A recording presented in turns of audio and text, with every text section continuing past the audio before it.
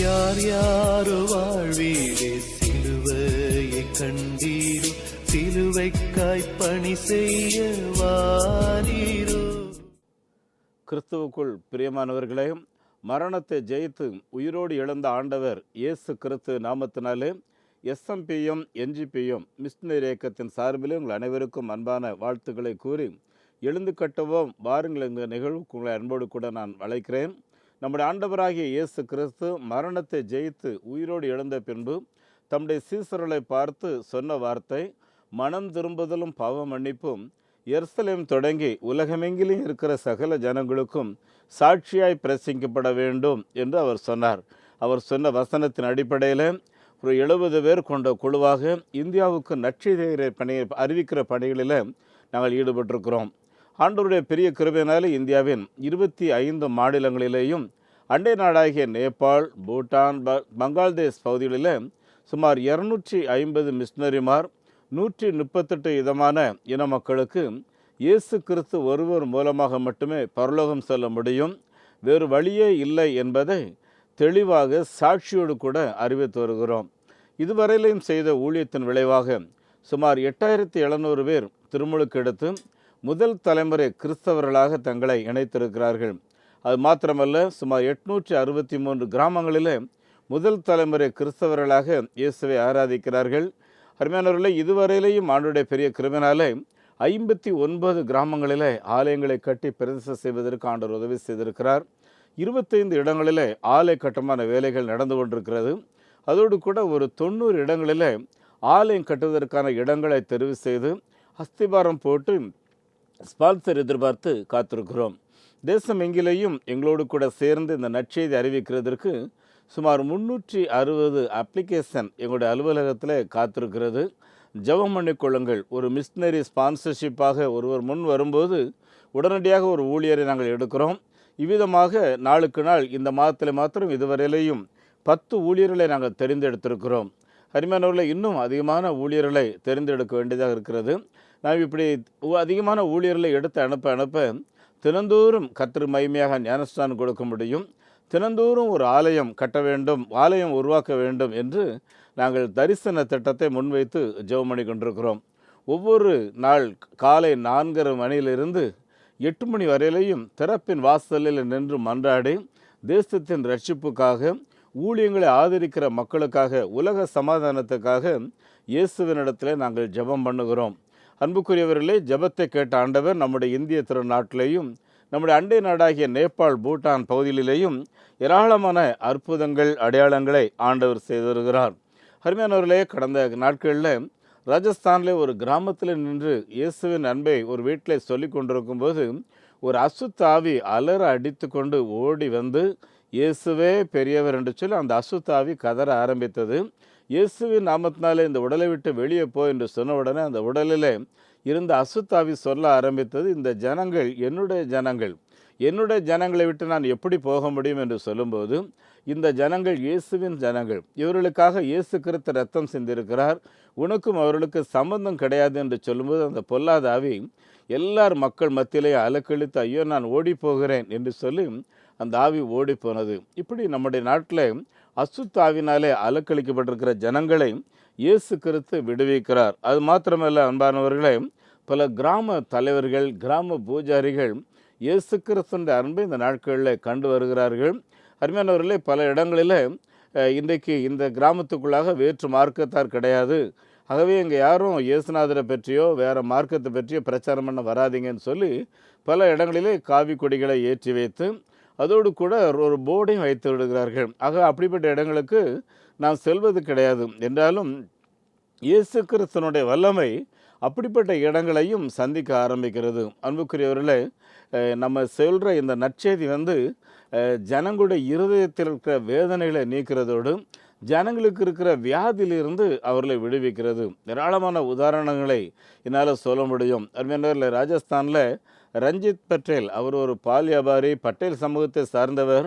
அருமையானவர்களே, அவருக்கு ஒரு பொல்லாத ஆவியினுடைய அலக்களிப்பு, அவருடைய மனைவிக்கு சரீர உபாதைகள், குடும்பத்தில் நிம்மதி கிடையாது. அருமையானவர்களே, பால் வியாபாரம் செய்து சம்பாதித்தும் சமாதானம் இல்லையே, நான் எங்கே செல்வது என்று அவர் தத்தளித்து கொண்டிருக்கும் போது தான் 40 கிலோமீட்டர் தூரத்தில் இயேசுவை பற்றி ஆராதிக்கிறார்கள் என்கிற செய்தியை கேள்விப்பட்டு அங்கே சென்றிருக்கிறார். அருமையானவர்களே, நாங்கள் போயிருக்கும்போது சொன்னார், ஐயா நான் தான் இந்த வட்டாரத்தில் முதலாக இயேசுவை ஏற்றுக்கொண்டேன். அங்கே ஒரு ஆலயத்தை கட்டி பிரஸ் செய்திருக்கிறோம். அதை சுற்றி 25 கிராமங்கள் இருக்கிறது. எங்கேயுமே தேவாலயம் கிடையாது. எல்லா இடத்துக்கும் நாங்கள் போய் இப்போ இந்த இயேசுவின் அன்பை சொல்கிறோம், அங்கெல்லாம் நம்ம சபை கட்டணும்னு சொல்லி எங்களிடத்தில் கேட்டுக்கொண்டார். என் அன்புக்குரியவர்களே, ஜனங்கள் தேவையோடு இருக்கிறார். சொல்லும்போது ஒரு குடும்பத்தில் பிறந்த குழந்தை எல்லாமே இறந்து, கடைசியாக ஒரு குழந்தை பிறந்து அதுக்கு கிட்னி செயல்பாடு கிடையாது, பேச்சு மூச்சு இல்லாமல் கிடந்திருக்கு. ஆனால் உயிர் மூச்சு மட்டும் இருந்திருக்கு. எல்லா குழந்தையுமே இறந்து தான் பிறக்கணும். அந்த இருந்து ஒரு குழந்தைக்கு மட்டும் உயிர் மூச்சு. ஆகவே ரஞ்சித் பட்டேல் குழுவாக சென்று அவரிடத்தில், நீங்கள் எங்கள் ஜெபத்துக்கு வாங்க, உங்களுக்கு ஏசப்பா நிச்சயமாக விடுதலை தருவார். உங்கள் மேலே இருக்கிற அந்த சாபம், உங்கள் வீட்டில் இருக்கிற அந்த உபாதைகள் எல்லாவற்றையும் இயேசு கிறிஸ்து சிலுவையிலே மரித்து அவருடைய இரத்தத்தினால நமக்கு விடுதலை உண்டு, விசுவாசத்தோடு வாங்கன்னு சொல்லி அழைத்தார். ஜெபித்துவிட்டு போனார். அவர் ஜெபம் பண்ணிட்டு போனதுக்கப்புறம் தான் அந்த வீட்டில் பார்த்தீங்கன்னா அந்த குழந்தை கொஞ்சம் அழ ஆரம்பித்தது, அப்படியே யூரின் போக ஆரம்பித்தது, கொஞ்சம் கொஞ்சம் மாற்றங்கள் வர ஆரம்பிச்சது. ஆக அந்த குடும்பத்தார் குழந்தையோட தேவாலயத்துக்கு வந்தார்கள். அங்கே இருந்து போன பின்பு அந்த குழந்தையுடைய சரீரத்தில் மாற்றம். அருமையானவர்களே, இதை கேட்டு பக்கத்து வீடு அக்கத்து வீடுன்னு சொல்லி ஒரு 22 பேர் கொண்ட ஒரு சபை இப்பொழுது அங்கே உருவாகி அந்த கிராமத்தில் இருந்த சாபக்கேடான நிலைகள் மாற்றப்பட்டிருக்கிறது. அருமையானவர்களே, இப்படி இயேசு கிறிஸ்துவனுடைய அன்பு, அவருடைய வல்லமை தேசம் எங்கிலேயும் பரவி கொண்டிருக்கிறது. அன்புக்குரியவர்களே, நாம் ஆண்டுடைய பெரிய கிருபையினால 8 இடங்களில் ஆதிவாசி குழந்தைகளுக்கு என்று சொல்லி விடுதி வைத்திருக்கிறோம். உத்தரப்பிரதேசத்தில் இன்னும் 2 விடுதி ஆரம்பிக்க வேண்டியதாக இருக்கிறது.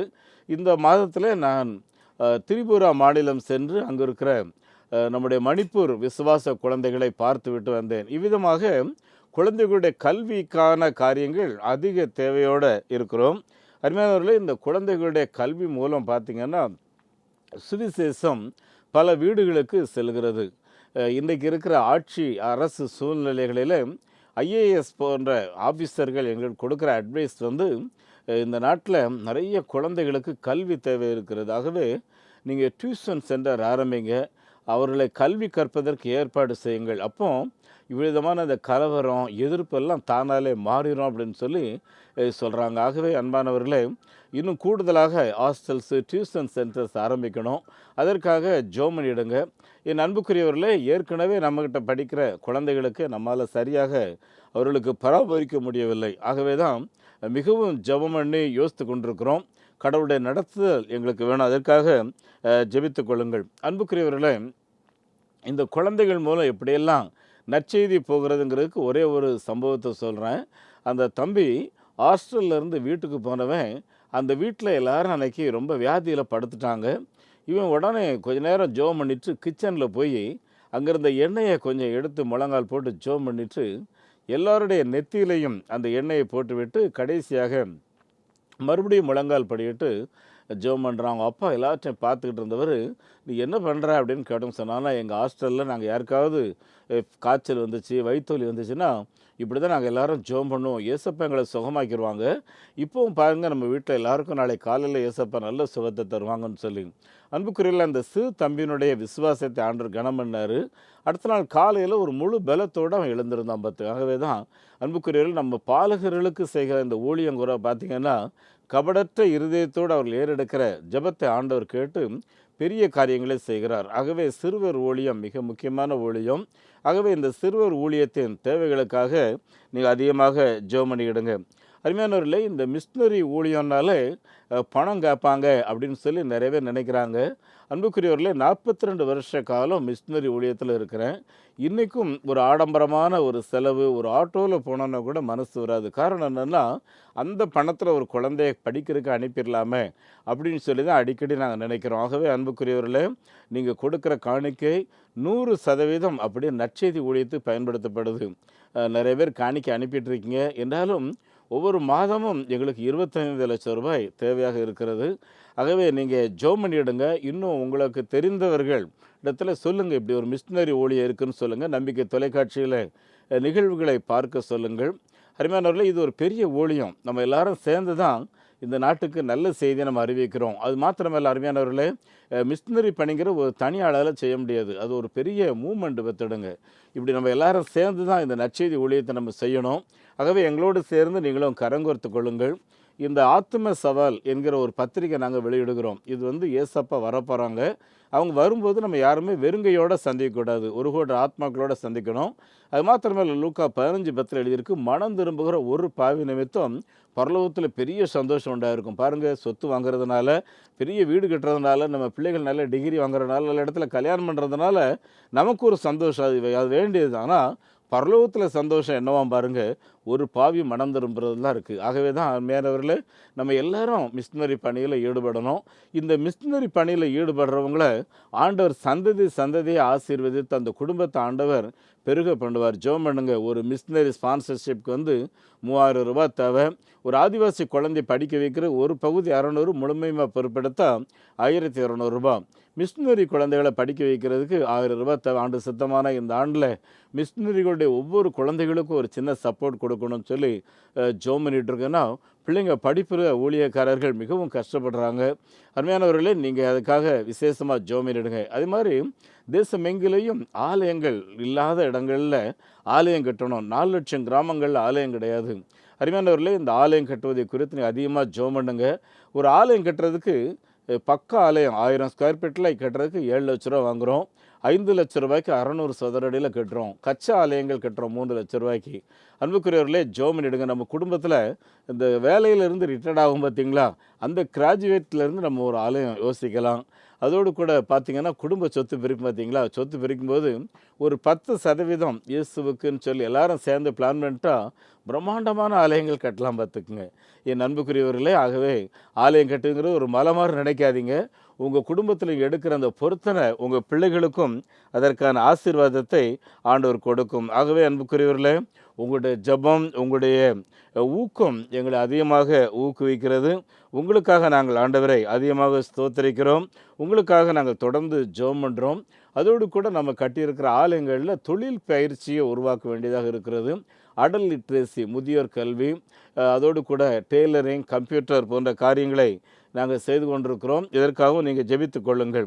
அன்புக்குரியவர்களே, இந்த நாட்டில் ஒருவர் கூட நரகம் போகக்கூடாது அப்படின்னு சொல்லி அருமையானவர்களே, நம்ம ஜெபிக்கிறோமோ இல்லையோ, உலக நாடுகளில் இருக்கிற தலைவர்கள் இந்தியாவின் ரட்சிப்புக்காக கண்ணீரோட ஜெபம் பண்ணுறாங்க. வில்லியம் கேரி பார்த்திங்கன்னா, இந்தியா மேப்பில் கையை வச்சு எப்பொழுதும் ஜெபம் பண்ணிகிட்டே இருப்பார். ஆண்டவரே, இந்தியர்கள் ஒருவர் நரகம் போகக்கூடாது, எல்லாரும் ரட்சிக்கப்படணும்னு சொல்லி அவர் ஜெபம் பண்ணிகிட்டே இருப்பாராம். அப்படிப்பட்ட ஜெபம் பண்ண அந்த ஜெபத்தினால தான் அருமையானே நம்ம நாட்டில் இதுவரையிலையும் பெரிய மாற்றங்கள் ஏற்பட்டு கொண்டிருக்கிறது, நல்ல முன்னேற்றங்கள் வந்து கொண்டிருக்கிறது. ஆகவே அன்புக்குரியவர்களே, இந்த மிஷினரி பணியை நம்ம எல்லாரும் சேர்ந்து செய்வோம். உங்களுடைய ஃப்ரெண்ட்ஸுக்கு, உங்களுடைய குடும்ப உறுப்பினர்களுக்கெல்லாம் சொல்லுங்கள். உங்கள் சபை போதகருக்கு சொல்லுங்கள். அருமையானவர்களே, பேராயர்களுக்கு சொல்லுங்கள். ஏன்னா ஒவ்வொரு பேராயரும் ஒவ்வொரு போதகரும் தரிசனம் பெற்று இந்த தேசத்திலே எங்களுடைய சபை மூலம் ஒரு 10 சபை உருவாக்கப்படணும், என்னுடைய பேராயத்தின் மூலம் இந்த ஆண்டில் ஒரு 100 புதிய கிராமங்களில் சபை உருவாக்கணும்னு சொல்லி ஒவ்வொரு தரிசனம் போட்டோம்னா அருமையானவர்களே, செய்ய வேண்டிய காரியங்கள் நிறையா இருக்குது. அதில் நம்முடைய சிந்தையை செலுத்திடுவோம். மேலாக இன்றைக்கு இருக்கிற ஆட்சி, அரசியல் போன்ற காரியங்களில் தலையிட்டு குடும்பத்திலையும் சாபம், மனசுலையும் நிம்மதி கிடையாது. அன்புக்குரியவர்களே, நம்ம செய்ய வேண்டிய பணி மிகவும் நிறைய பணி இருக்கிறது. ஆகவே இந்த செயல்படுகிற பணியில் ஈடுபடுங்கள். உங்கள் வீட்டில் இப்படிப்பட்ட காணிக்கை பெட்டி நீங்கள் வாங்கி வைக்கலாம். எங்கள்கிட்ட சொன்னீங்கன்னா கொண்டு வந்து கொடுத்துருவோம். இந்த காணிக்கை பெட்டி நீங்கள் வாங்கி வைக்கிறதுல சேர்க்குற காணிக்கையில் ஆலயம் கட்டுவதற்கு, இடங்கள் வாங்குகிறதற்கு இந்த பணங்களை நாங்கள் பயன்படுத்துவோம். அருமையானவர்களே, உங்களுடைய வங்கி எண்ணை குறித்து வைத்துக் கொள்ளுங்கள். நெகேமியா new generation partaker movement NGPM, State Bank of India, account number 42 17 80 20 691, IFSC code SPIN 0061767. இதுக்கு நீங்கள் சிறப்பு நன்கொடை கொடுக்கும்போது 80G என்கிற அந்த வரி விலைக்கை நாம் பெற்றுக்கொள்ள முடியும். அதே போல் salvation mission partaker movement, Canara bank, account number 12 00 34 54 94 90, IFSC code CNRP 000 5652.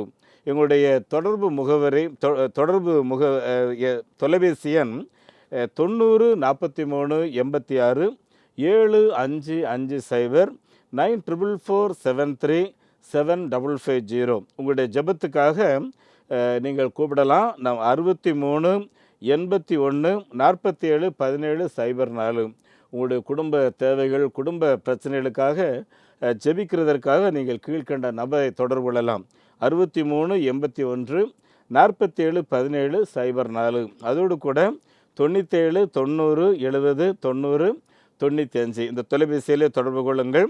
அன்பானவர்களே, ஆண்டவராகிய இயேசு கிறிஸ்து சிலுவை மரணத்தை சுமந்து தீர்த்த காலங்களிலே நாம் வாழ்ந்து கொண்டிருக்கிறோம். இப்படிப்பட்ட காலங்களிலே இந்த சிலுவை நமக்காக சம்பாதித்த ஏராளமான ஆசீர்வாதங்கள் உண்டு. ஆனால் சிலுவையிலே சம்பாதிக்கப்பட்ட ஆசீர்வாதங்களை சிதைப்பதற்காக பிசாசானவன் ஆரம்ப நாள் தொடங்கி இன்றைக்கு வரையிலேயும் அவன் முயற்சி எடுத்து கொண்டிருக்கிறான். இயேசு கிறிஸ்து பகைகளை சிலுவையிலே கொன்று என்று எழுதி சமாதானத்தை சிலுவையிலே உருவாக்கினார் என்று எழுதியிருக்கிறது. ஆக பகைகளை கொன்று சமாதானத்தை இயேசு கிறிஸ்து சிலுவையிலே உருவாக்கினார். ஆனால் இன்றைய மனுக்குலத்தில் நடந்து கொண்டிருக்கிற காரியங்கள் நம்ம எல்லாருக்கும் தெரியும். அருமையானவர்களே, இறைவன் அவருடைய படைப்பு எல்லாமே பார்த்திங்கன்னா மிக சிறப்பான படைப்புகள். ஆதியாகமத்தின் புஸ்தகத்தில் 1வது அதிகாரத்தில் அவர் ஒவ்வொரு படைப்பையும் படைக்கிறார் இல்லையா? 1ஆம் நாளிலே அவர் வானத்தையும் பூமியும் உண்டாக்கினார். அதை பார்த்து அவர் சந்தோஷப்பட்டார், மகிழ்ச்சி அடைந்தார். இப்படி 6 நாட்கள் அவர் எல்லாவற்றையும் படைத்தார். 6வது நாளிலே தான் மனுஷனை படைத்தார். மனுஷனை மாத்திரம் படைச்சிட்டு அவனை ஏதோ ஒரு வார்த்தையில் நீ உண்டாகிவிடு அப்படின்ற மாதிரி சொல்லாமல் அவருடைய சாயலிலேயே மனுஷனை படைத்தார். அருமையானவர்களே, கண் எங்கே இருக்கணும், மூக்கு எங்கே இருக்கணும், வாய் எங்கே இருக்கணும், காது எங்கே இருக்கணும், எல்லாமே தெளிவாக அவரை பார்த்து பார்த்து உருவாக்கிட்டு என்னுடைய சாயலில் உருவான இந்த மனிதனுக்கு அவருக்குள்ளாக இருக்கிற அத்தனை திறன்கள், அதாவது சிந்திக்கும் திறன், பேச்சு திறன், இல்லை அதே மாதிரி நாமவே செயல்படும் திறன் என்று அனைத்து உரிமைகளையும் பரிபூர்ணமாக அவருக்கு இருந்ததை அதை மனிதனுக்கு கொடுத்து விடுகிறார். ஆகவே தான் கொடுத்துட்டு என்ன சொல்கிறாரு, எல்லாவற்றையும் பார்த்து நன்றாக இருக்கிறது என்று சொன்னவர் இந்த மனுஷனை பார்த்து, படைப்பின் மகுடம் மனுஷி இவங்களை பார்த்துட்டு அவர் என்ன சொல்கிறாரு, இவர்கள் இறைவனின் சாயல் என்று சொல்லிவிட்டு வெரி நைஸ், வெரி குட் அப்படிங்கிறார். அப்படின்னா மிக மிக சிறப்பாக நீங்கள் இருக்கிறீர்கள், என்னை போல தோற்றம், என்னோட பேசுவதற்கு இருக்கிறேன். அப்படி தான் தினந்தோறும் ஆதாமும் பிதாவாகிய தேவனும் ஒருவருக்கொருவர் முகமுகமாக பேசி கொண்டிருந்தார்கள். அன்பானவர்களே, நீ எப்படி இருக்கப்பா, நேற்றைக்கு சாப்பிட்டியா அப்படின்னு கேட்டிருப்பார், நேற்று நல்லா தூங்குனியான்னு கேட்டிருப்பார்ல. என் அன்புக்குரியவர்கள், இப்படி 2 பேரும் மிகவும் அன்போடு கூட பேசி கொண்டிருந்தார்கள். ஆனால் இந்த ஃபெல்லோஷிப்பை உடைக்கிறதற்காக, அருமையானவர்களே, இந்த ஐக்கியத்தை உடைக்கிறதற்காக பிசாசானவன் வஞ்சக திட்டம் போட்டு என்ன பண்ணுறான், இறைவனுடைய வார்த்தைகளிலே சந்தேகத்தை அவனுக்குள்ளாக போடுகிறான். ஒரு நாள் ஆதாம் இல்லாத நேரத்தில் ஏவாள்கிட்ட வந்து அந்த பிசாசு சொல்கிறான், தேவனுடைய அந்த மகிழ்ச்சியை, அந்த சமாதானத்தை சிதைக்க வேண்டும், இந்த ஐக்கியத்தை உடைக்கணும், இதுதான் அவனுடைய நோக்கம். பார்த்துக்குங்க, என்ன பண்ணுறான், கடவுள் இந்த ஒரு பழத்தை மட்டும் நீங்கள் சாப்பிடக்கூடாதுன்னு உங்களிடத்துல சொன்னது உண்டோ அப்படின்ற ஒரு சந்தேக கேள்வியை உருவாக்கிடுறான். பார்த்துக்குங்க. என் அன்புக்குரியவர்களே, எனக்கு தெரிந்த ஒரு குடும்பம், மிகவும் மகிழ்ச்சியோடு ஓடிக்கொண்டிருந்த குடும்பம், அந்த பிள்ளைகளை, தம்பதிகளை வாழ்த்து வந்த அந்த பெரிய அம்மா வாய் தவறி ஒரு வார்த்தை சொல்லிவிட்டா. என்ன வார்த்தை, என் பேத்தி இருக்க வேண்டிய இடத்துல நீ இருக்கிறேன்னு சொல்லி. அவ்வளவுதான், பூகமாக அந்த பிள்ளைகளுக்களாக வந்துச்சு. பார்த்துங்க. என் அன்பானவர்களே, சற்று கவனியுங்கள். பெரியவர்களாக இருக்கட்டும், சிறியவர்களாக இருக்கட்டும், வாயிலிருந்து வரக்கூடிய வார்த்தைகள் நெருப்பு காயங்களை விட பயங்கரமானவைகள். பார்த்துக்குங்க. நம்ம வார்த்தை ஒருவரை கட்டி உற்சாகப்படுத்தக்கூடிய அளவில் இருக்குதா அப்படிங்கிறத ரொம்ப யோசிக்கணும். எனக்கு தெரிந்த நவநீதர் என்று ஒரு அண்ணன், அவங்க ஒரு மிஷினரி அமைப்பில் ஒரு நல்ல ஊழியர்கள். ஆனால் அந்த அக்கா கொஞ்சம் பலவீனமாகிவிட்டார்கள். ஒரு முறை அவங்கள ஜெபிக்க போகும்போது அந்த அக்கா கண்ணீரோடு சொல்லி அழுத வார்த்தை, தம்பி, என் வாழ்க்கையே நான் இயேசுவுக்குன்னு சொல்லி நான் கொடுத்துருக்கும்போது என் சரீரத்தில் ஏற்பட்ட இந்த நோய்களை குறித்து நீ பாவ அறிக்கை பண்ணு, நீ எங்கேயாவது தப்பு பண்ணியிருப்ப, உன் புருஷனுக்கு விரோதமாக அவரை ஊழியத்தில் நீ ஏதாவது தடுத்திருப்ப, அப்படி இப்படின்னு சொல்லி என்கிட்ட வந்து குற்றச்சாட்டுகளை சொல்லி இதை அறிக்கையிடுன்னு சொல்கிறாங்க. அப்போ நீ உன் வியாதி சுகமாயிரோன்னு சொல்கிறாங்க. என்னால் அது ஏற்க முடியாது. ஏன்னா ஒரு நாளும் அவங்க ஊழியத்தை நான் தடுத்தது கிடையாது. என்னுடைய தசமபாக காணிக்க மாத்திரம் இல்லை, என்னுடைய முழு ஆஸ்தியுமே என்னுடைய கணவருக்காக நான் கொடுத்தது உண்டு. அப்படி இருக்கும்போது இப்படிப்பட்ட குற்றச்சாட்டுகள் என்னை மிகவும் வேதனைப்படுத்துகிறது. என் அன்புக்குரியவர்களே, இப்படிப்பட்ட வார்த்தையினாலே கொல்லுகிறது தான் இன்றைக்கு உலகத்தில் அதிகமாக நடந்து கொண்டிருக்கிறது. அன்பானவர்களே, நிறைய கவனியுங்கள். இந்த இடத்துல பிசாசானவன் அந்த வார்த்தையினாலே இப்பொழுது தேவனுடைய பிள்ளைகளிடத்துல ஒரு சந்தேகத்தை போட்டு அவங்களுக்குள்ளாக மன உளைச்சலை உண்டாக்கி விடுகிறான். இல்லை பாருங்க, தொடர்ந்து என்ன நடக்குது? அந்த பழத்தை சாப்பிட்டாங்க. சாப்பிட்ட பிறகு இப்போ இவ்வளோ நாளாக பேசிக்கிட்டு இருந்தவங்க இப்போ தான் சொல்கிறாங்க, நாங்கள் நிர்வாணி செய்ய இவ்வளோ நாள் அப்படி தானே இருந்த, இப்போ எப்படி இந்த நிர்வாணிங்கிற ஒன்று தெரிஞ்சு ஒழிச்சுக்கிடுறாங்க. ஒரு நாள் ஆண்டவர் வர்றாரு, ஆதாமே ஆதாமே, வழக்கமாக பேசுகிற இடம் அன்றைக்கி வந்து உட்கார்ந்துருக்கிறாரு, ஆளை காணோம். ஆதாமே ஆதாமே, நீ எங்கே இருக்கிறாய்? என்ன அன்பானவர்களே, நல்லா கவனிங்க. ஒரே ஒரு வார்த்தை வந்து 2 டைம்ஸ் வருதுன்னா அதில் வந்து ரொம்ப அன்பு வெளிப்படுதுன்னு அர்த்தம் பார்த்துக்குங்க. பாருங்கள், ஆபிரகாம் ஈசாக்கை பலியிடுவதற்காக அந்த மோரியா மலையில் எடுத்துகிட்டு போயிருக்கும்போது அந்த கத்தி எடுத்து அந்த பிள்ளையாண்டான் மேலே போடுறதுக்காக தூக்கும்போது அபிரகாமே அபிரகாமேன்னு சொல்லி ஆண்டவர் கூப்பிடுறாரு. ஏன் தெரியுமா? அவருடைய அன்பு. ஏன்னா அந்த நேசகுமாரனை கூட என் மேலே வைத்திருக்கிற அன்பை நீ வெளிப்படுத்திச்சப்பா. அந்த குமாரன் நீ பல ஆண்டு காலம் காத்திருந்து பெற்றெடுத்த வாக்குத்தத்தத்தின் குமாரன், அவனை கொல்ல வேண்டாப்பா. பிள்ளையாண்டான் மேல் உன் கையை போடாதே ஆபிரகாமே. இந்த பாசம் நிறைந்த ஆண்டவர் தான் இன்றைக்கி நம்முடைய ஆண்டவர். பார்த்துக்கங்க என் அன்புக்குரிய ஆண்டோடைய பிள்ளைகளை, நம்முடைய குடும்பத்தை கூட பார்த்திங்கன்னா ஆண்டவர் மிக நல்லா தான் வச்சுருந்தார்ல. ஆமாம், ஆண்டவர் எருசலேம் பிள்ளைகளை பார்த்து சொல்லும்போது சொல்கிறாரு, சேனைகளின் தேவனாகிய கர்த்தர் இஸ்ரவேலாகிய என் ஜனங்கள். அந்த வம்சத்தை ஆண்டவர் என்ன பண்ணுறாரு? வேலி அடைத்து பெரிய பங்களாவில் வைத்து அந்த வீட்டுக்குள்ளே பிசாசு நுழையாதபடி, அந்த வீட்டுக்குள்ளாக பொல்லாத ஆவியை நுழையாதபடி, அந்த வீட்டுக்குள்ளே வியாதி நுழையாதபடி, அசுத்தமான விஷ பொறுப்புகள் பாம்புகள் எதுவும் நுழையாதபடி வேலி அடைத்து நான் உன்னை பாதுகாத்தேனே. நீ இப்பொழுது வஞ்சகத்துக்கு இடம் கொடுத்து விட்டாய், வஞ்சிக்கப்பட்டு விட்டாய், வஞ்சக போதனைக்கு இடம் கொடுத்து விட்டாய். என் அன்புக்குரியவர்களே, சற்று யோசித்து பாருங்கள். இன்றைக்கும் உலக அளவில் கலவர சூழல்கள் நம்ம எல்லாருக்கும் தெரியும். எப்போ எங்கே குண்டு வெடிக்கும் தெரியாது. அமெரிக்க ஒரு பக்கம், ஈரான் ஒரு பக்கம். அருமையானவர்களே, அமெரிக்க போர்ப்படைகள் எங்கேயெல்லாம் இருக்கிறதோ அந்த நாட்டையெல்லாம் அழிப்போம்னு சொல்லி அவர்கள் போடுகிற சபதங்கள். என் அன்புக்குரிய இதில் அப்பாவி குழந்தைகள், பெரியவர்கள் எத்தனை பேர் என் அன்புக்குரியலை சிதைப்பதற்கும் அழிப்பதற்கும் பிசாசானவன் கெச்சிக்கிற சிங்கம் போல இருக்கும்போது தேவனுடைய பிள்ளைகள் உலக சமாதானத்துக்காக, உலக தலைவர்கள் இந்த அழிவில் இருந்து காப்பாற்றுவதற்கு ஏதாவது ஒரு விதத்தில் உடனடியாக முயற்சி எடுக்கிறதற்காக நாம் ஆண்டுடைய சமூகத்தில் ஜெபம் பண்ண வேண்டும். என் அன்புக்குரியவர்களே, இப்படிப்பட்ட நிகழ்வுகளுக்கு காரணம் என்னென்னா, ஒன்று சாத்தானுடைய வஞ்சக போதனை, இரண்டாவது பார்த்தீங்கன்னா கடவுளுடைய வார்த்தையின் மேலே நம்பிக்கை இல்லாதது, மூன்றாவது கடவுள் சொன்னார்ல அதை சாப்பிடாதன்னு சொல்லி இப்போ ஏன் அந்த சந்தேகத்தை இடம் கொடுக்கும்? அவர் சொன்னாருங்க, நான் வேண்டாங்க சாப்பிட மாட்டோம் இல்லையா? அன்புக்குரியவர்களே, பிராண்டி பாட்டில் எழுதியிருக்கோம், இதை சாப்பிட்டா அவன் குடும்பம் பாழாக போயிடும்னு எழுதியிருக்கோம்ல. அதே மாதிரி சிகரெட்டு குடித்தா அவன் உடல் முழுதும் கேன்சர் கட்டி வந்துடும், தொண்டை அழுகி போயிடும்னு எழுதியிருக்கோம்.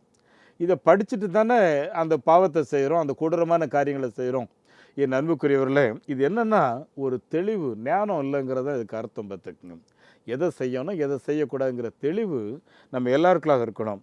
இரண்டாவது பார்த்திங்கன்னா, கடவுளுடைய வார்த்தையா சாத்தானுடைய வார்த்தையா? இல்லை, அந்த பாம்பு வந்து சொல்லுது, அவர் சாப்பிடக்கூடாதுன்னு சொல்லி இந்த பாம்பு வஞ்சக திட்டத்தோட சாப்பிட்டு பாரு, நீ சாப்பிட்ற அந்த நாளில் தேவனை போல மாறிவிடுவாய். எவ்வளோ பெரிய உயர்வு! அந்த மேன்மையை கேட்ட உடனே அந்த அம்மாவுக்கு ஆசை, எடுத்தார்கள், பார்த்தார்கள், சாப்பிட்டார்கள். இல்லை, என் அன்புக்குரிய ஆண்டுடைய பிள்ளைகளை, இப்படிப்பட்ட தவறான காரியங்களை துணிந்து செய்து எவ்வளோ வேதனைகளை நாம் நமக்குள்ளாக சம்பாதித்து வைத்திருக்கிறோம் என்று யோசித்து பாருங்கள். இதனுடைய தொடர்ச்சியான விளைவுகள் என்ன நடந்துச்சு அப்படின்னு சொல்லி பார்த்தீங்கன்னா, அருமையானவர்களே, ரோமர் 1வது அதிகாரம் 24-28 ரோமாபுரி திருச்சபைக்கு பவுல் கடிதம் எழுதும்போது, இப்படி கடவுளுடைய சத்தத்தை விட்டு முரண்பாடாக நடந்தவர்கள் தங்களுடைய இருதயத்தில் இச்சை என்று சொல்லக்கூடிய அந்த பொல்லாத, இல்லை லஸ்ட்டுன்னு சொல்லுவாங்க, எப்போ பார்த்தாலும் காம விகாரம், இதையே நினச்சி நினச்சி நினச்சி இதுதான் வாழ்க்கையா? அருமையானவர்களே, படிக்க வேண்டிய படிப்பு என்ன, லேர்ன் பண்ண வேண்டிய காரியம் என்ன? வாலிப பிள்ளைகளாக இருக்கட்டும், கல்யாணம் ஆனவங்களாக இருக்கட்டும், 24 மணி நேரம் இதுதான் நினைப்பா. என் அன்புக்குரியவர்களே, இது தவறான ஒரு காரியம். குடும்பம் என்கிற ஒரு அமைப்பை சிறப்பாக உருவாக்குவதற்கு தேவன் கொடுத்த ஒரு ஒரு ஒரு ஒரு ஒரு ஒரு ஒரு பக் ஒரு ஒரு ஒரு வாய்ப்பு தான் இந்த செக்ஸ் உணர்வு என்று சொல்லி சொல்லுது. ஆனால் அதுதான் 24 ஹவர்ஸ்ன்றது கிடையாது. என் அன்புக்குரிய ஆண்டுடைய பிள்ளைகளே, இங்கே விளைவு பவுல் என்ன சொல்கிறாரு, இப்படி இருந்ததுனால ஆண்கள் முறையாக தங்களுடைய குடும்பத்தை நடத்தாதபடியும் ஆணோடு ஆண் பெண்ணோடு பெண் என்று சொல்லி முறை தவறிய பல விதமான ஈடுகளில் ஈடுபட்டு தேவ கோபாக்கினையை சம்பாதித்துக் கொள்கிறீர்கள். என் அன்பானவர்களே, உலக அளவில் இன்றைக்கு இது அதிகமாக நடந்து கொண்டிருக்கிறது. என் அன்புக்குரியவர்களே, கிறிஸ்தவர்கள் மத்தியிலும் இருக்குது, எல்லா இன மக்கள் மத்தியிலும் இருக்குது. என் அன்புக்குரியவர்களே, தேவனுடைய சட்டம் என்ன சொல்லுதுன்னு யோசித்து பாருங்களேன். கல்யாணத்துக்கு முன்னாடி உடலை தொடுறதுக்கு ஒரு பொம்பளை பிள்ளை எப்படி அவளை விட்டு கொடுக்க முடியுது இல்லை? என் அன்புக்குரியவர்களே, உங்களோட மனசாட்சியை எப்படி நீங்கள் காத்துக்கொள்ள முடியும் யோசித்து பாருங்கள். என் அன்புக்குரியவர்களே, நானும் 2 பிள்ளைகளை வளர்த்துருக்கிறேன். நானும் இளைஞனாக இருந்திருக்கிறேன். என் அன்புக்குரிய ஆண்டுடைய பிள்ளைகளை, மனசாட்சியை நம்மால் எப்படி மழுக்க முடியும்? இந்த கேள்விக்கு எனக்கு பதிலே கிடைக்கல. ஏன்னா மனசாட்சி கூர்மையாக இல்லை அப்படின்னா ஒரு நாளும் நிம்மதி இருக்காத, ஒரு நாளும் சமாதானம் இருக்காத, வாழ்க்கையில் வெறுப்பாக இருக்குமோ, எப்போ சாகணுங்கிற எண்ணம் தான் வரும். என் அன்புக்குரியவர்களே, அச்சு வாங்கணும், சாதனை செய்யணுன்ற எண்ணமே போயிடும். என் அன்புக்குரியவர்களை சற்று யோசித்து பாருங்கள். ஆகவே தான் அன்பானவர்களே, செய்ய வேண்டிய காரியத்திற்கு நான் முதலிடம் கொடுத்தோன்னு சொன்னால் செய்யத்தகாத வேலையில் இருந்து நான் விலகி இருப்போம். அன்புக்குரியவர்களை கொஞ்சம் யோசித்து பாருங்கள். இப்படி தவறான காரியங்களை ஈடுபட்டதுனால என்ன நடந்துச்சு பாருங்கள். ஆண்டவர் இந்த உலகத்தில் எல்லா ஜீவன்களையும் உருவாக்கி ஆதாம் இடத்துலாம் கொண்டு வந்தார். யானையாக இருக்கட்டும், சிங்கமாக இருக்கட்டும், ஆதாம் என்ன பேர் வச்சாரோ இன்றைக்கி அதுதான் பேர். ஆனால் இன்றைக்கி சிங்கத்துக்கு முன்னாடி நம்ம நிற்க முடியுமா யோசித்து பாருங்கள். யானைக்கு முன்னாடி நிற்க முடியுமான்னு யோசித்து பாருங்கள். என் அன்புக்குரிய ஆண்டுடைய பிள்ளைகளை, இன்றைக்கு அவைகளை நமக்கு பகையாளியாக மாறிவிட்டன இல்லையா? அன்புக்குரிய காரணம் என்ன பாருங்கள். சங்கீதம் 8வது சங்கீதத்தில் 6-8 வரை எழுதியிருக்கு. தேவரீர் நீ சகலவற்றையும் மனிதனுக்கு உருவாக்கி கொடுத்து சகலவற்றையும் அவனுடைய பாதங்களுக்கு கீழ்ப்படுத்தினீர் இல்லை? எல்லாமே நம்முடைய பாதங்களுக்கு கீழ்ப்படுத்தி வைத்திருந்தார். இன்றைக்கி நம்முடைய தலைக்கு மேலே ஏறி ஓடிக்கிட்டு இருக்குல்ல என் அன்புக்குள்ள. காரணம் இந்த பாவத்தின் விளைவு. என் அன்புக்குரியவர்களே, எல்லா படைப்புகளும் தேவன் மனித நலனுக்காக படைத்தார். ஆனால் படைக்கப்பட்ட அந்த மனிதனும் சீரழிந்து விட்டான். நல்லா கவனிங்க. பிறக்கும்போது எல்லாம் தான் நல்லா தான் பிறந்தோம்ல. ஆனால் சூழ்நிலைகள் ஒருவேளை உங்களை மோசமாக்கி இருக்கோன்னா இந்த வசனத்தை கேட்குற உங்களோட ஆண்டவர் பேசிகிட்டு இருக்கிறாரு. மறுபடியும் உங்களை பழைய அந்த கெட்ட வாழ்க்கையிலிருந்து விடுதலையாக்கி உங்களை உருவாக்கின தேவனுக்கு உங்களை குறித்து ஒரு நோக்கம் உண்டு. அந்த நோக்கத்துக்கு ஒப்பு கொடுங்க. நீங்கள் இந்த பூமியில் பலுகி பெருகி அநேகருக்கு ஆசீர்வாதமாக இருப்பீங்க. சிதைக்கிறது சாத்தானுடைய வேலை, சிறப்பாக கட்டி எழுப்பது இறைவனின் வேலை. நீங்கள் அழகாக இருக்க வேண்டும் என்று சொல்லி ஆண்டவர் விரும்புகிறார். அப்படிப்பட்ட தெய்வ கிருபைகளை தேவன் உங்கள் எல்லாருக்கும் தருவாராக. உங்களுக்காக நான் ஜெபிக்க விரும்புகிறேன். எங்கள் பரலோகத்தின் நல்ல ஆண்டவரே, படைத்தான் படைப்பெல்லாம் மனுவுக்காக, மனுவை படைத்தான் தன்னை வணங்க என்று சொல்லி ஆண்டவரே நாங்கள் அடிக்கடி பேசிக்கொள்கிறோம் ஆண்டவரே. ஆனால் இந்த படைப்பை வணங்கி படைப்பிலேயே விழுந்து நீர் எங்களுக்கு மகிமையாக கொடுத்த படைப்புகளையே சிதைத்து சீரழித்து கொண்டிருக்கிறோமே. எங்களைப் போல வாழ்வதற்கு என்று படைத்த மனிதருக்கு விரோதமாக தீங்கானவைகளை நினைத்து கசப்பு, வைராக்கியம், கொலை பாதகங்களை செய்து கொண்டிருக்கிறோமே. இதன் விளைவாக சமாதானத்தை இழந்திருக்கிறோம். எங்களை மன்னியும். அன்றரை எங்களுடைய குடும்பத்தை தந்தீர் அதை சாதகமாக எண்ணாதபடி அன்றரை வேதனைப்படுத்தி கொண்டிருக்கிறோம். எங்களை மன்னியும். இன்றைக்கு இந்த வார்த்தைகளை கேட்டுக்கொண்டிருந்த ஒவ்வொருவரோட பேசும். என்னோடய சூழ்நிலைகள் தான் என்னை இப்படிப்பட்ட நிலையில் தள்ளிருச்சின்னு சொல்லி யாரும் சூழ்நிலைகளை காரணம் காட்டாதபடி சூழ்நிலைகளை ஜெயித்த இயேசு கிறிஸ்து எங்கள் மத்தியில் இருக்கிறேன். அன்று இந்த சிலுவை தியான நாட்களிலே அந்த ஜெயத்தை இந்த வார்த்தைகளை கேட்டுக்கொண்டிருக்கிற ஒவ்வொருடைய இருதயத்திலையும் இயேசுவே நீர் வைக்க வேண்டும் என்று சொல்லி நான் ஜெபிக்கிறேன். ஆண்டவரே, தகப்பனே, உம்முடைய பிள்ளைகள் சிதைக்கிறக்காக அல்ல, கட்டி எழுப்புவதற்காக நீர் வைத்திருக்கிறேன் என்பதை உணர்ந்து அந்த உன்னதமான ஆசையை ஒவ்வொருடைய உள்ளத்திலையும் நீங்கள் தாங்க ஆண்டவரே. ஐயோ, நான் நல்லது செய்யணும்னு நினைக்கிறேன், என்னையில் முடியலையேன்னு சொல்லி யாரெல்லாம் தவிக்கிறார்களோ இயேசு கிறிஸ்துவினுடைய வல்லமை அன்றே மகிமை அந்த உடலில் இறங்கட்டும் ஆண்டவரே.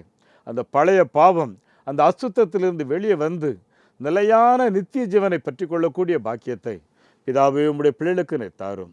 அப்படி என்னை செய்கிறதற்காக ஸ்தோத்திரம். உம்முடைய கரத்தில் எல்லாவற்றையும் ஒப்பு கொடுத்து ஜெபிக்கிறோம். ஆண்டவரும் அருமை இரட்சகருமாகிய இயேசு கிறிஸ்து நாமத்திலே இந்த ஜெபங்களை கேட்கின்றோம் பிதாவே, ஆமேன்.